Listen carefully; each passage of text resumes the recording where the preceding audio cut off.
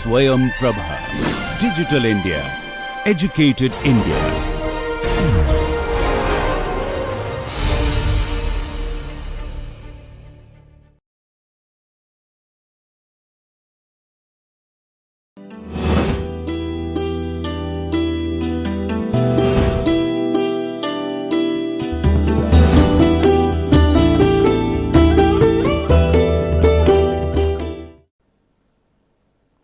Hello, welcome to the second lecture of week 5. In the last class, we discussed the origins of Indian English poetry, and in fact, we said that from the next class, during the next class, we would begin with a discussion of Nizam Ezekiel. Nevertheless, we choose to call this class Arun, Kolatkar and the Bombay Circle of Poets for a significant reason. Why is it called Arun, Kolatkar and the Bombay Circle of Poets? We will discuss in a short while, but before that, continuing our discussion, taking up from where we left, let's begin with a discussion of Nizam Ezekiel and his contribution to Indian English poetry.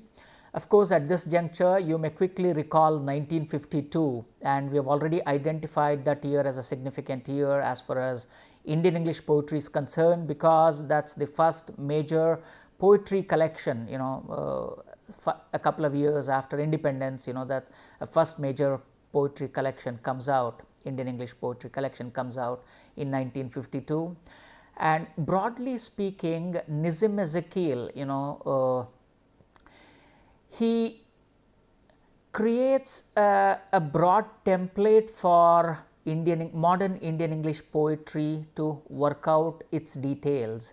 So that's the reason why we call Nizam Ezekiel the father of modern Indian English poetry. He was a professor of English at the University of Bombay. Therefore, he had access to the best of poetry written across the globe.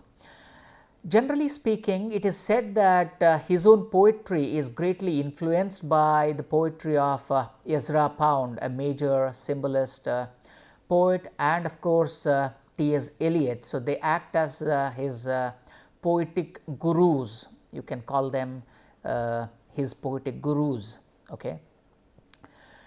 Well, keeping in line with the ethos of post-independence India, his poetry comes to chalk out the ambiguities, the kind of confusion that existed in governance, in way of life, because obviously when there is such kind of a great epochal transition, India attained independence in 1947, so the entire land was coming to terms with the new sensibility, the new way of governance, the new realities, all these things. So it's a kind of a transition phase. So any transition phase has its own states of confusion, states of ambiguity, states of adjustment period.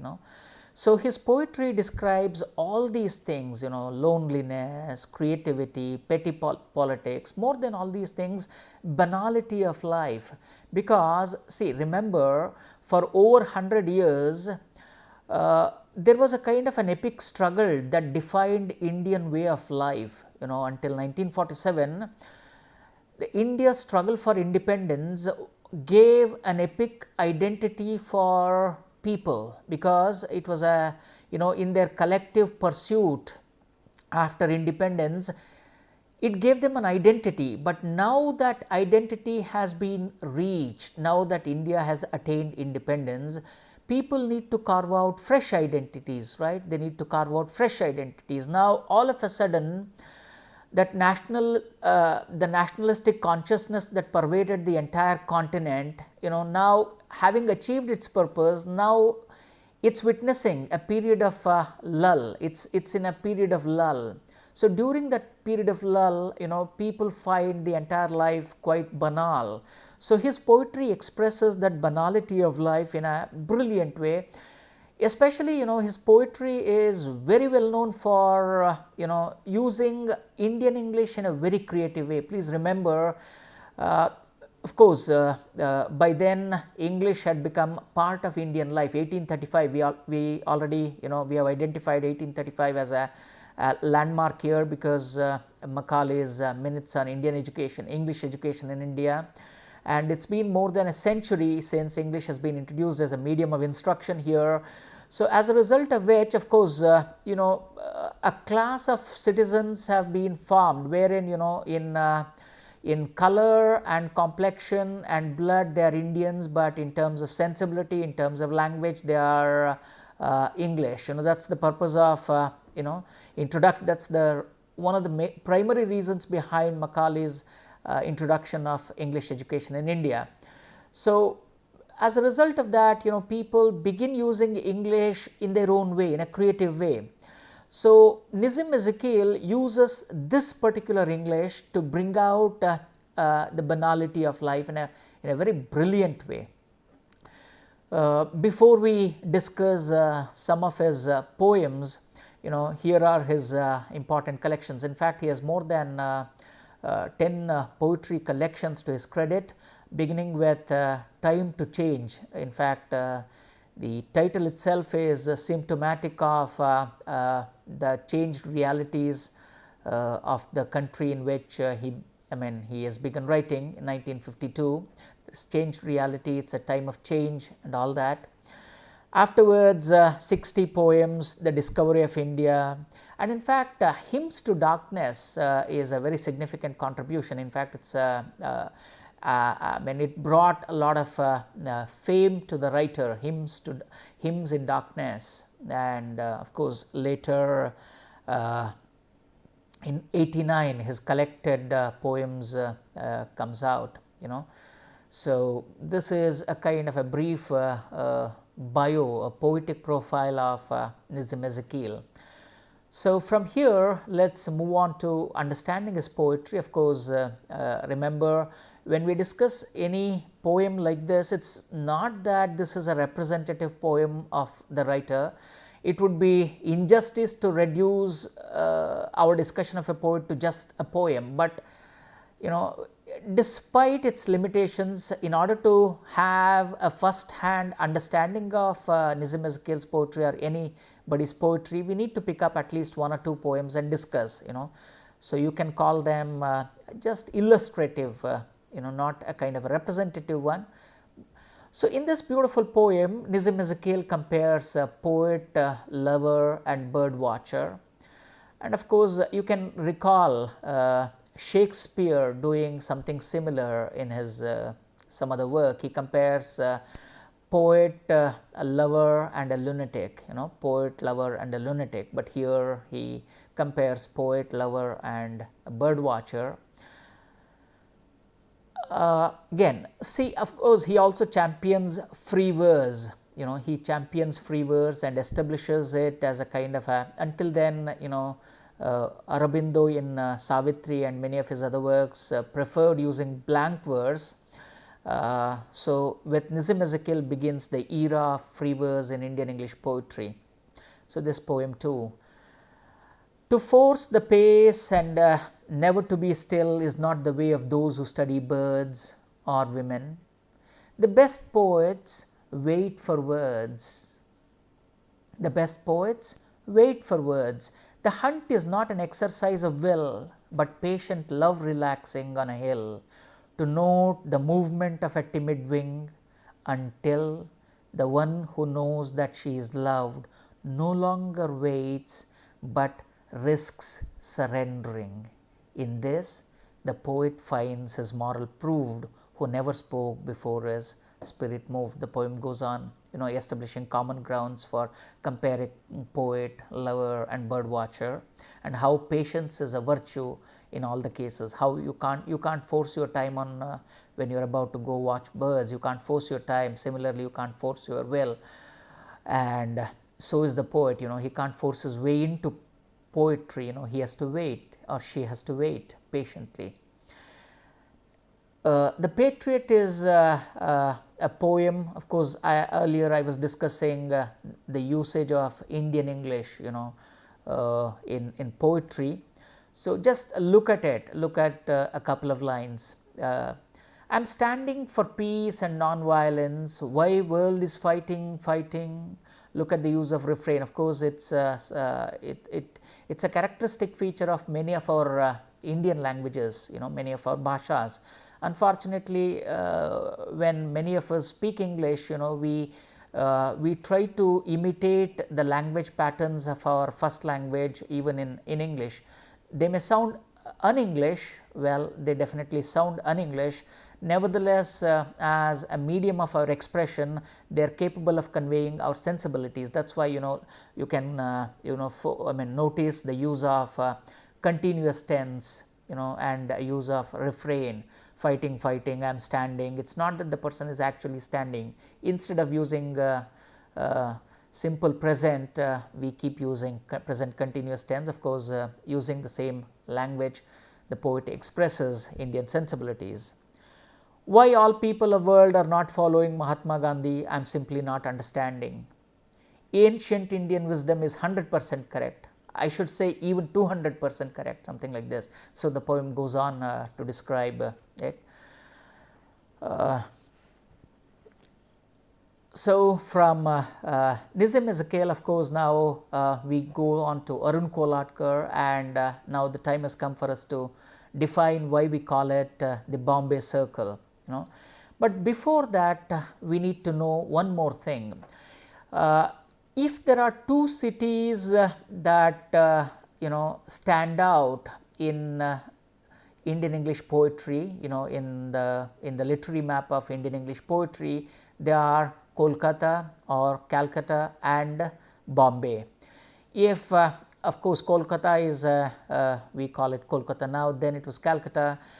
The first phase of Indian English poetry, happened in Kolkata. Therefore, Kolkata plays a major role in the early part of Indian English poetry. The origins of Indian English poetry are there. So, the roots of Indian English poetry are there. So, the flowering of Indian English poetry takes place in Bombay, especially after 1950s. In fact, including Nizam Ezekiel or beginning with Nizam Ezekiel, Bombay plays a major role in taking up Indian English poetry and establishing it as a major field of literary inquiry and all that. Therefore, in this class we are going to ask some critical questions as why do you want to call it a Bombay Circle of Poets, or who were some of the major figures in Bombay Circle of Poetry, how did these poets negotiate their identities in the backdrop of Bombay, and all these things.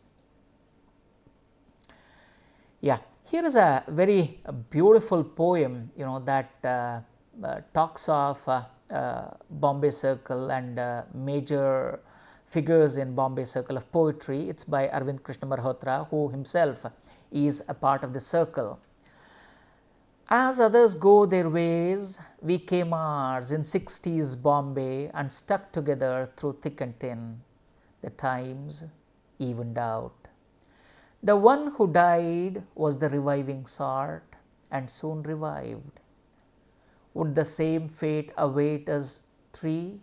Would the same fate await us three? Adil and Give and me, the ones who survive. So, here this poem identifies four major poets. Of course, the one who survived, he is not named, but of course they are referring to Arun Kolatkar here. Arun Kolatkar, and then Adil Jusawala and Give Patel, of course Arvind Krishna Malhotra. These are the four major poets, and the poem here does not refer just to these four poets. Using these poets, using these four poets, the poem talks about how Bombay acts as a kind of a literary plexus during the 60s and until or through the 80s, beginning with the 50s through the 80s, Bombay acts as a kind of a literary plexus, drawing talent from across India and producing its own brand of modernism, especially in poetry. Okay.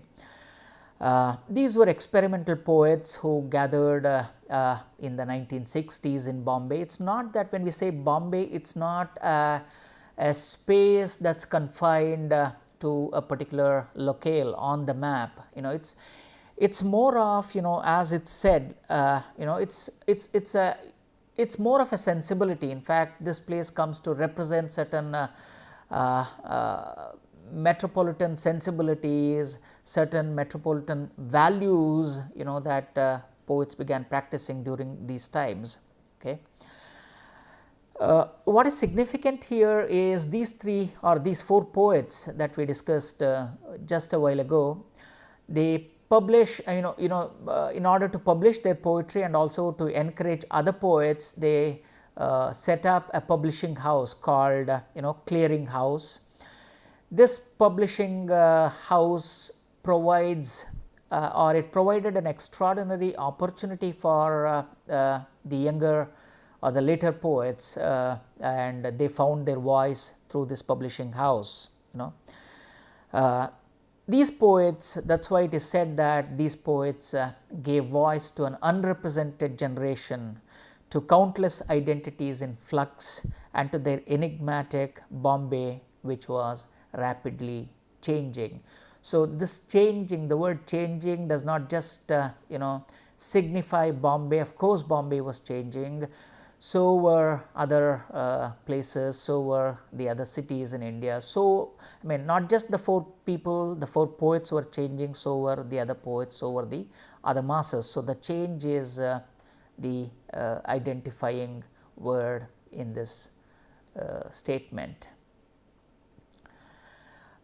As we have already said, Bombay acted as a kind of a literary capital, especially in the 60s, though it begins with Nizam Ezekiel 1952. Almost it was there until the 1980s. So we have some remarkable observations by well-known poets, fellow poets and critics. City of poets and cafes, a place to rival Joyce's Dublin and Cavafy's Alexandria or Pessoa's Lisbon. Like, of course, Joyce, when you read James Joyce, we come across Dublin. In fact, Dublin comes alive through the writings of James Joyce. Dublin comes alive. Similarly, through the writings of these poets, Bombay comes alive.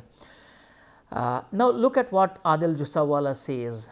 He says, feeling of tremendous artistic potential gathering together in one place, and the pleasurable feeling that Bombay was the place where it found a great release, something like this. And in fact, Arvind Krishna Malhotra spent most of his life in Allahabad. So technically it's not that he was born in Bombay. Nevertheless, he identified himself in the Bombay circle. In fact, he has always maintained this, that Bombay is a kind of an identifying mark for him. It defines him more than any other city. Bombay defines him. That's why we said that Bombay is more than a city marked between between certain points of longitude and latitude. Bombay becomes a node, a geographical plexus through which multiple and exciting trajectories of art, culture, poetry, they traverse different places and come back here. It becomes more like a node. That's why the second phase of Indian English poetry, you can if there is one place that is synonymous with the second phase of Indian English poetry, you can call it Bombay. Yeah, these were the four major poets. Of course, Adil Jusawala is also there. Arun Kolatkar, Arvind Malhotra, Giv Patel, Dilip Chitre, Vilas Sarang, and when it comes to Marathi writers, you have Balchandra Nemade, Dasal. So it was a healthy mix. There was a kind of a confluence of artistic voices, confluence of different traditions, creating a kind of hybrid production in Bombay. and these poets played an important role there. And in fact, most of these writers were bilingual writers. Of course, Arun Kolatkar is also known for his contribution to Marathi poetry. Dilip Chitre is an equally competent writer in both the languages. Vilas Sarab too. And Arun Kolatkar plays a major role. If there is one poet who acts as a kind of a patron to Bombay circle of poetry, it's Arun Kolatkar, you know. So, in terms of, he was the greatest ever poet, not just in India, probably anywhere across the world. So, if you look at his poetry, if you have read any of his poems, you understand why I call him one of the greatest poets ever lived. So, in fact, his significant contribution to poetry is Jejuri. In fact, it's his first contribution to poetry, Jejuri. Within just a couple of years after its publication, Jejuri goes on to win one of the most prestigious prizes dedicated for poetry, Commonwealth Writers Prize in 1977. That's the first Indian to have ever won the Commonwealth Writers Prize, Jejuri. And we are going to discuss Jejuri in a short while. We are going to take up some interesting poems there and discuss Jejuri in a short while. And his Marathi collection, Bijki Wahi, won the Sahitya Academy Award in 2005. Again, a significant contribution of Kolatkar lies there. Amit Chaudhary, a fellow writer and a literary critic, considers Jejuri and Arun Kolatkar as not just significant poetry collection or poet. He says, he goes on to the extent of calling them as a starting point for a new lineage of writing. Generally, Salman Rushdie's Midnight's Children is said to have inaugurated or evinced interest, the global interest in Indian English literature, especially Indian English fiction. But much before Rushdie's Midnight's Children was there, Jejuri was there. Of course, though Jejuri is, it's in poetry, Midnight's Children is fiction, the contribution of Jejuri is no less significant. Probably you can even say that it's much more than what Midnight's Children is to fiction. Jejuri is to Indian English poetry. Therefore, a perceptive reader might even be able to trace another lineage of Indian English poetry from Jejuri onwards. That's why Jejuri plays a very significant role. And again, Kolatkar, to know a little bit more about Kolatkar. Kolatkar was considered a bohemian writer, so he was a Bombay bohemian. He was a maverick writer, an iconoclastic writer, an unconventional writer. He found his living through advertising. In fact, he was a major figure in the field of advertising. Therefore, he did not depend on writing for his survival, unlike many poets. Therefore, he had an extraordinary insight into, he was considered a kind of a visualizer. So, not just in the field of advertising, if you look at his poetry, you find the visual element predominantly in his poetry. So, his words are capable of evoking a picture, a mental picture. Therefore, he was a great visualizer. And he was a healthy mix of great regional traditions and Western literary traditions. He was not, of course, while he was open to the influences of egalitarian regional traditions, especially the Bhakti traditions of India, he was equally open to the Western influences. Therefore, you can find in his poetry an extraordinary confluence of Eastern and Western influences. Jejuri we have already identified as a new lineage of Indian English literature begins, especially poetry begins with this particular collection. And Kalagoda poems, of course, is another milestone. That's his another collection. Interestingly, after Jejuri, Kolatkar does not publish any other collection, though it went on to win Commonwealth Writers Prize. He did not publish for a significant reason. It's not that he wasn't writing poetry. On the other hand, he was busy writing poetry, but he chose not to publish anything in a systematic way or in the form of a collection. So therefore, you find Kalagoda poems having appeared almost after a couple of decades, an extraordinary work.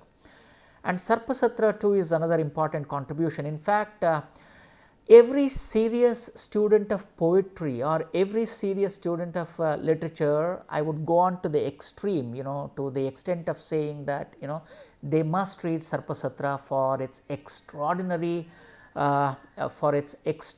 use of language and for its wonderful retelling of the Mahabharata, and it has an extraordinary poetic, it's highly significant work, a kind of a poetic meditation on violence and human nature. It keeping the frame narrative of Mahabharata, Janamejaya's sacrifice. In fact, Sarpasatra is a snake sacrifice. Keeping that in mind, he goes on to discuss some extraordinary things. A beautiful collection. Beautiful. It's almost epic in its own right. This particular poem, a long poem, it has achieved the status of an epic, a short epic. Here are a couple of poems from Jejuri, again to give you an idea of the poetic genius. Please remember, there is a kind of a misconception about Arun Kolatkar. In fact, Arun Kolatkar is misconstrued as an irreligious writer, an irreligious writer. He is not a religious writer. Whereas, if you look carefully deep down, you understand that he revives the vibrant bhakti tradition of poetry that existed in India or that exists in India, especially in Bhasha literatures. He revives that tradition in English. In fact, if there is one writer, Indian English writer, who plays a major role in reviving the bhakti tradition of literature, then it is none other than our Arun Kolatkar. Though at the surface they may sound sacrilegious or outrageous, if you look deep down, they are highly spiritual poems. He is one of the greatest spiritual poets that you can come across, especially Chaitanya. Now look at that particular poem, just a short one. Chaitanya, I am sure Chaitanya needs no introduction to any Indian who is aware of, especially at least who is a little exposed to Bhakti tradition, a major Vaishnavite follower of Krishna, Chaitanya. So, sweet as grapes are the stones of Jejuri, saying that he popped a stone in his mouth and spat out gods. Now look at this. Any reader who is not careful, any careless reader may easily misconstrue it as a highly irreligious work, or some kind of they may be under shock. But look at this. In fact, the poem discusses the spirit of bhakti tradition in an extraordinary way. In fact, look what happens here. In fact, rather than considering God as some kind of an idol or as some kind of spirit residing in an ideal, he goes on to call Chaitanya as that kind of a spirit which is capable of producing the divine element. So anything that Chaitanya touches, anything the great devotee Chaitanya touches becomes God. So what creates God? It's the devotion. What gives birth to God? It's the devotion that gives birth to God. So therefore devotee comes to occupy a greatest pedestal than the God himself, than the deity. It's the devotee that gives birth to a deity. Now think of it, think of this particular statement, and you will understand how great a poet Arun Kolatkar is. Of course, I am not exhausting the meaning of the poem, I am just making you, I am drawing your attention towards it. Now look at another poem from the same collection, Scratch. What is God and what is stone?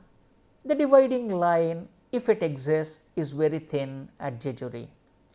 Now, isn't this what our Upanishads say, what our Bhagavad Gita say? The Spirit of God resides in all things, whether it is living or non-living. In Chara, God exists in Chara. So, a great mind, see, if it comes to that, even a linga is also a stone. So, a true devotee need not find a linga, to express his devotion. Wherever he or she turns around, they may find a linga in any stone. Therefore, you can't find a kind of, you can't distinguish between, what is a sacred stone, what is not a sacred stone, right? It's there in the way you consider that, it's the way. So, therefore, especially in Jejuri, he says that the dividing line does not exist. Everything becomes godly there, everything becomes divine, because anything that devotee touches with a pure heart becomes an element to seek the divinity, element to seek out the divinity. So, and every other stone is God or his cousin, something like this. Now, beautifully, scratch a rock and a legend springs. Isn't this a beautiful way of expressing how we are a mythological nation, a nation obsessed with legends, mythologies and things like that, because these are called Sthala Puranas. If you go to any village, any place, people will show you towards a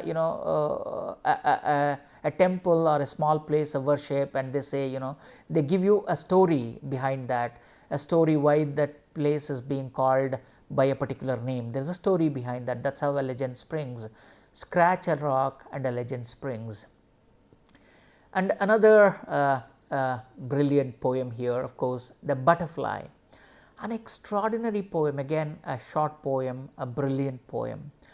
And the butterfly itself is highly symbolic. In fact, the butterfly plays a very major role. It's a very potent metaphor, even in the writings of many major writers. Of course, even in 100 Years of Solitude, you can recall, butterflies play a very major role for Marquez. There is no story behind it. It is split like a second. It hinges around itself. It has no future. It is pinned down to no past. It is a pun on the present. In fact, we have discussed various literary elements in one of our earlier classes. Please recall what a pun means and see present. The pun is intended here. Present has two meanings. One is a gift and the other is, the present time.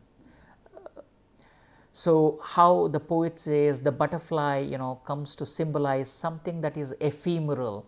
Of course, the entire human life is ephemeral, right? So, the butterfly stands for that ephemerality that life signifies, and therefore to focus more on the present rather than obsessing ourselves over what will happen to us, and rather than brooding about what happened to us. If we can focus on the present, then that's the greatest present we can give to ourselves, something like this, and the butterfly signifies all that. Now, it's a little yellow butterfly. It has taken these wretched hills under its wings. When it flies, not just the wretched hills, it seems it has taken an entire globe under its wings. Just a pinch of yellow. It opens before it closes, and it closes before it. Oh, where is it? Now look at what happens here. I mean, this is what is called scansion, the art of reading poetry in a proper way.